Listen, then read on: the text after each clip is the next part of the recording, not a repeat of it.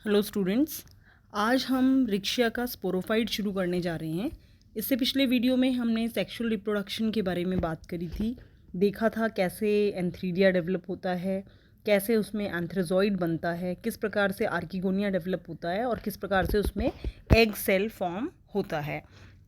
सबसे पहले हम इस वीडियो में देखेंगे कि किस प्रकार से फर्टिलाइजेशन का प्रोसेस होता है। और जैसा कि आपको पता है, ब्रायोफाइट में वाटर इसेंशियल होता है फर्टिलाइजेशन के लिए। और जैसे ही वाटर एंथ्रीडियल चैम्बर में एंटर करता है, कुछ एपिकल सेल जो हैं एंथ्रीडियल वॉल के, वो एब्जॉर्ब करते हैं पानी को, फूल जाते हैं और सॉफ्ट होके ब्रेक डाउन हो जाता है उनका, और मास ऑफ एंथ्रोजॉइड्स जो हैं वो बाहर की तरफ निकल जाते हैं, एंथ्रीडियल चैम्बर में आ जाते हैं। और वहाँ से वह एंथ्रीडियल चैम्बर से फिल्म ऑफ वाटर जो है, पतली सी जो पानी की फिल्म बन जाती है, उससे तैर के माउथ ऑफ आर्किगोनिया तक पहुंच जाते हैं। अब जो मेच्योर आर्किगोनिया है उसमें भी वेंटर कैनाल सेल, जैसा कि हमने पिछले वीडियो में डिस्कस किया था, वेंटर कैनाल सेल होता है, नेक कैनाल सेल होता है, तो वो और कवर सेल होता है ऊपर की तरफ में, वो सारा डिजनरेट हो जाता है और डिसइंटीग्रेट होने से कुछ म्यूसिलेजिनस मास बन जाता है। और एंथ्रोजॉइड्स जो हैं उसके अंदर जाकर, और एक एंथ्रोजॉइड जो है एग सेल के साथ फ्यूज़ हो जाता है। जब फ्यूज़न होता है तो न्यूक्लियस पहले फ्यूज़ होते हैं, फिर साइटोप्लाज्म फ्यूज़ होके एक डिप्लॉइड जाइगोट फॉर्म हो जाता है। और क्योंकि जाइगोट जो है वो डिप्लॉइड है, तो फर्टिलाइजेशन के बाद एक तरीके से गैमेटोफिटिक फेज़ का एंड हो जाता है। यहाँ पर गैमेटोफिटिक फेज़ ख़त्म हो जाती है और स्पोरोफिटिक फेज़ शुरू हो जाती है with the formation of zygote. अब जो जाइगोट बना है या जो ऊस्पोर बना है वह आर्किगोनिया में ही होता है, और वो एनलार्ज हो जाता है।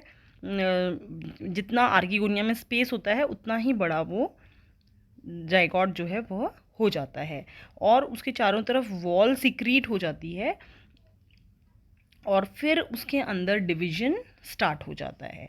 तो सबसे पहले जो है एक तरीके से हम कह सकते हैं कि जो वेंटर वॉल है उसमें भी चारों तरफ डिवीजन स्टार्ट हो जाता है, और एंटीक्लाइनल पेरिक्लाइनल दोनों ही प्रकार का डिवीजन होता है, जिससे कि 2 लेयर्ड कैलेप्ट्रा फॉर्म हो जाती है। और अंदर की तरफ में जाइगोट भी प्रिपेयर्ड होता है कि उसमें आगे डेवलपमेंट शुरू हो जाए।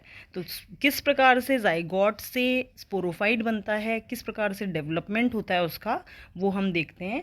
बाहर की तरफ में वेंटर वॉल जो थी उसमें एंटीक्लाइनल पेरिक्लाइनल डिवीजन होने से वो वॉल जो है वो काइलेप्ट्रा बना देगी। और जाइगोट जो है उसमें फर्स्ट डिवीजन जो है वह ट्रांसवर्स होगा, जिससे कि 2 इक्वल साइज़ के सेल बन जाएंगे। सेकेंड डिवीजन जो होगा वह right angle to first division होगा। इसका मतलब 4 सेल बन जाएंगे। जैसे अगर ये है तो पहले ट्रांसवर्स डिवीजन हुआ, 2 सेल बने, और फिर right angle to each other, it means 4। तो ये एक क्वाड्रेंट स्टेज यहाँ पर फॉर्म हो जाएगी। और दूसरा अब जो डिवीजन होगा वो भी right angle to the first division होगा, मतलब कि हर एक जो सेल है उसके अंदर डिवीजन हो जाएगा इस तरीके से। तो ये यहाँ पर भी 2 सेल और ऐड हो गए, यहाँ पर भी, तो इसका मतलब ये 8 सेल की स्टेज हो गई। और ये 8 सेल स्टेज जो है वह ऑक्टेंट स्टेज कहलाती है। अब जो ऑक्टेंट सेल्स हैं वो डिवाइड करेंगे, हर किसी प्लेन में डिवाइड करेंगे, और एक स्फेरिकल मास ऑफ सेल्स दे देंगे। 20 से 40 करीब सेल्स फॉर्म हो जाएंगे। अब जो सेल्स फॉर्म होते हैं उसमें जो पेरिफेरल रीजन पे, जो किनारे पर जो सेल्स होते हैं, उनमें पेरिक्लाइनल डिवीजन होगा, और वो एक आउटर लेयर बना देंगे जिसको कहते हैं एम्फीथीशियम। और अंदर की तरफ में सेंट्रल मास ऑफ सेल्स होंगे जिसको कहते हैं एंडोथीशियम। और एम्फीथीशियम जो बनती है पेरिफेरल रीजन में, जो कि पेरिक्लाइनल डिवीजन से फॉर्म हुई थी, उसके अंदर एंटीक्लाइनल डिवीजन होगा ताकि वो सिंगल लेयर स्टेराइल जैकेट या कैप्सूल की वॉल बना सके। और जो एंडोथीलियल सेल्स हैं वो आर्किस्पोरियम बनाएंगे, डिवाइड करेंगे बार बार, और डिवाइड करके वो एक स्पोरोजिनस मास ऑफ सेल वहाँ पर फॉर्म हो जाएगा। वो जो स्पोरोजिनस मास ऑफ सेल है उसको हम स्पोर मदर सेल्स भी कहते हैं, जो कि उस कैविटी में जो कैविटी है, जो एंडोथीशियम थी, एंडोथीशियम में जो सेल्स थे वो उसके चारों तरफ एक एम्फीथीशियम जो जैकेट लेयर है उसके अंदर जो एक कैविटी टाइप है उसमें वो सारे स्पोर मदर सेल्स होंगे। और उन स्पोर मदर सेल्स के अंदर क्योंकि वह जाइगोट से बने हुए सेल हैं तो वो डिप्लॉयड हैं, लेकिन यहाँ पर उनमें मियोसिस हो जाएगा और जो न्यूक्लियस है वो डिवाइड करेगा और 4 न्यूक्लियस एक स्पोर मदर सेल के न्यूक्लियस से फॉर्म हो जाएंगे। और धीरे धीरे जो न्यूक्लियस है उनके चारों तरफ साइटोप्लाज्म आ जाएगा और वो स्पोर बना लेंगे अपने आप को, हैप्लॉइड स्पोर वहाँ फॉर्म हो जाएगा। और स्पोर्स जो हैं दे आर टेट्राहेड्रली अरेंज्ड। अब आप इस चित्र में देख सकते हैं जो भी प्रोसेस मैंने आपको बताया कि ये आपको आर्कीगोनिया के अंदर एग सेल दिख रहा है। एग सेल में ये एग सेल है, ये न्यूक्लियस है, मेल न्यूक्लियस है। यहाँ पर मेल न्यूक्लियस एग सेल मिलके और फ्यूजन हुआ तो जाइगोट फॉर्म हो गया। जाइगोट में पहला डिवीजन जो है ट्रांसवर्स डिवीजन है, तो टू सेल्ड एम्ब्रियो फॉर्म हुआ। ट्रांसवर्स के बाद right angle to the first division होगा, 4 सेल क्वाड्रेंट स्टेज आ गया। बाहर की तरफ आप देख रहे हैं कि वेंटर जो है उसके अंदर वॉल फॉर्मेशन हुआ तो काइलेप्ट्रा फॉर्म हो रहा है। यहाँ पर अंदर की तरफ में जो है ये जो मास ऑफ सेल है 20 से 40 करीब सेल बन गए थे। अब इनमें फर्दर पेरिग्लाइनल डिवीजन होता है इन सेल्स के अंदर, जो अंदर वाले सेल्स हैं। जब पेरिग्लाइनल डिवीजन होता है तो आप ये देख रहे हैं एक लेयर ऑफ सेल बन गई। ये बाहर की जो लेयर है that is known as amphithecium और अंदर जो सेल्स हैं that is known as endothecium. अब जो एंडोथीशियम हैं वो सेल्स एक तरीके से एक्ट करेंगे एज स्पोर मदर सेल। और स्पोर मदर सेल जो हैं उसमें आप देखेंगे मियोसिस होता है और मियोसिस होने के बाद वो हर एक स्पोर मदर सेल से 4 स्पोर बन जाएंगे। और वो ये टेट्राहेड्रल अरेंजमेंट आप देख रहे हैं जिसमें आपको 3 स्पोर्स यहाँ दिखाई दे रहे हैं, एक पीछे की तरफ होता है। तो ये टेट्राहेड्रल अरेंजमेंट में आपको स्पोर्स नज़र आएंगे। और यहाँ पर आप ये भी देख रहे हैं कि इनर लेयर ऑफ काइलेप्ट्रा डिसइंटीग्रेटेड, जो काइलेप्ट्रा की डबल वॉल स्ट्रक्चर दिखाई दे रहा था वो डिसइंटीग्रेट हो गया है। और इसमें आप अगर अब मेच्योर स्पोरोफाइट की अगर हम बात करते हैं रिक्शिया के, मान लीजिए आपको पूछा जाता है डेवलपमेंट पार्ट, तो आप सारा ये बताएंगे। सेल से आप जाइगोट से शुरू करेंगे और स्पोर तक आप बताएंगे। लेकिन अगर आपको पूछा जाए कि स्पोरोफाइट जो है वो रिक्शिया का स्पोरोफाइट किस प्रकार का होता है, अगर ये प्रश्न आता है तो आपको वहाँ पर स्पोरोफाइट के बारे में लिखना है। स्पोरोफाइट के बारे में आप वो लिखेंगे वहाँ पर कि स्पोरोफाइट जो है आमतौर पे ब्रायोफाइट में स्पोरोफाइट को 3 भागों में विभाजित किया जाता है, फुट, सीटा एंड कैप्सूल। लेकिन रिक्शिया में न तो फुट पार्ट होता है और न ही सीटा पार्ट होता है, सिर्फ कैप्सूल पार्ट होता है।